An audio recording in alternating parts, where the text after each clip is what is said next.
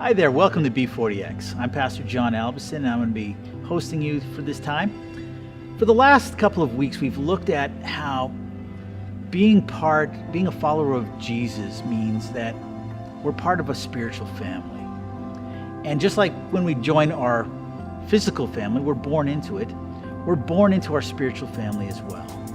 In our physical family, we start off as babies. People need to feed us. Eventually we grow into young men where we learn to feed ourselves. And eventually we turn into fathers when we learn to feed others. Same too with our spiritual lives. We start off as spiritual babies when we're born into the family of God. And people need to feed us. But the time comes when we become spiritually young men, or young women if the case may be, which we've learned to feed ourselves. Now I remember when I was a young man, and that was a pretty exciting time for me. And young men are strong, young men are fast, young men are self-feeding, and all those are good things. The independence that comes with that stage of life sometimes has some drawbacks. While it's good that we have the ability for independence, it's not necessarily the best thing. Apostle Paul, a number of times in the Bible, uses a metaphor to describe the church, and he talks about the church like it's an army. Not an army that fights humans, but one who fights spiritual battles. And when he talks about us as being an army, there's some important things that he brings out and that are implied in what he says. You see, the Roman army, the Roman generals themselves, attributed the success of their military, in fact, the whole basis of their entire army, the entire empire, on one thing, and that was the ability of their soldiers to keep rank. The whole military war machine and all their tactics were designed to make the enemy break their ranks while the Romans held theirs. All their formations, the way they used their shields, the way they used their swords, were all about getting somebody to break rank. Because as soon as another army broke rank and didn't fight together as a single unit, that army would fall apart. Well, the church isn't all that different. Yeah, you know what? You might be very strong on your own, but you're always going to be much stronger when you're with someone else, when you're bound together. Think about it by looking at my own hand. I think I could poke somebody pretty hard with my finger.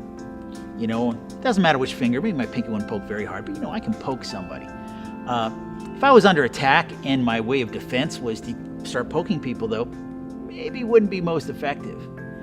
But as good as my fingers are at poking people in self-defense, if I use them together, that becomes much, much more effective.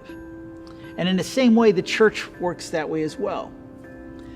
Another metaphor that Apostle Paul uses is that he describes this as being a body, like a physical body. He talks about the church being the body of Christ. Let me show you. Reading in his letter to the church in Corinth, Paul writes, and he says this: the human body has many parts, but the many parts make up just one body. So it's too with the body of Christ. Some of us are Jews, some are Gentiles, some are slaves, some are free, but we all been baptized into one body by one Spirit, and we all share the same Spirit. Yes, the body has many different parts, not just one part. If the foot says, "I'm not part of the body because I'm not a hand," that doesn't make it any less part of the body. And if the ear says, "I'm not part of the body because I'm not an eye," would that make it any less part of the body? If the whole body were an eye, how would you hear? If the whole body were an ear, how would you smell anything? But our bodies have many parts, and God has put each part just where He wants it. How strange a body would be if it only had one part. Yeah, there are many parts, but there's only one body.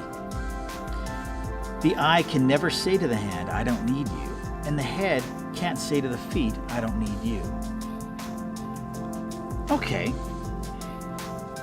if we as followers of Christ are supposed to be like a physical body, it brings up some interesting questions. First, how closely connected is your hand to your arm? What would happen to your hand if you cut it off from your body? What happens to us if we cut ourselves off from other followers of Christ? And how can we all be one body if we're all so different from one another? Discuss this there with your group.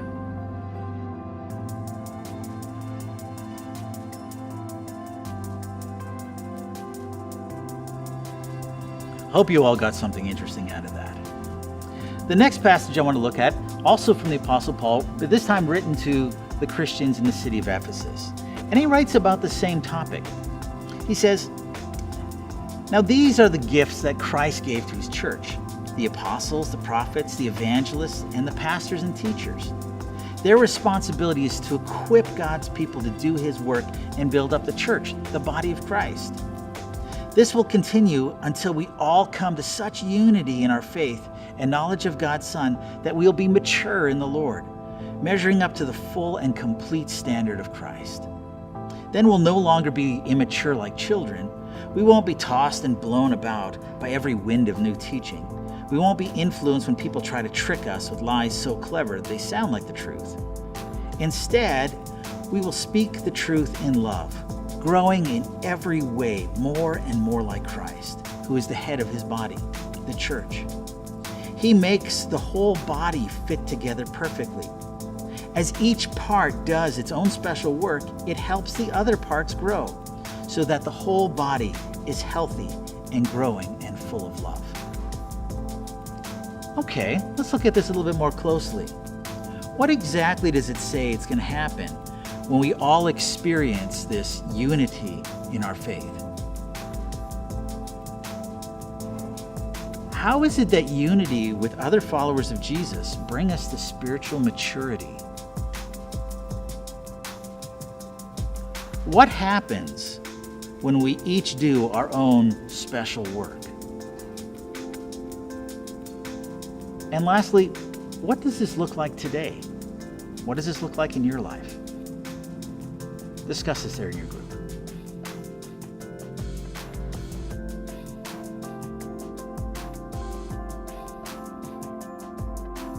The third passage we're going to look at comes from Acts chapter 2. Now, the story is the church has just been born, and we see in one day 3,000 people being added to the church.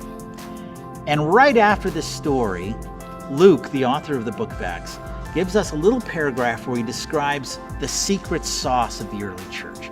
What was it that they did that made them so effective and so powerful and led to this explosive growth and radical transformation of people's lives? He writes this: "They spent their time learning from the apostles, and they were like family to each other. They also broke bread and prayed together. Everyone was amazed by the many miracles and wonders that the apostles worked, and the Lord's followers often met together and they shared everything they had. They would sell their property and possessions to give the money to whoever needed it. Day after day, they met together in the temple. They broke bread in different homes and shared their food happily and freely while praising God. Everyone liked them, and each day the Lord added to their group of others who were being saved." Okay, let's take a look at their example here. The early church frequently met each other in two different locations. Might it be important for us to do this today? Would all the things the early church did be possible if they only met weekly in a large gathering of 3,000? What do you think the benefits are of meeting in both large groups and small groups like the early church did? And lastly, how could this look today? Discuss it there in your group.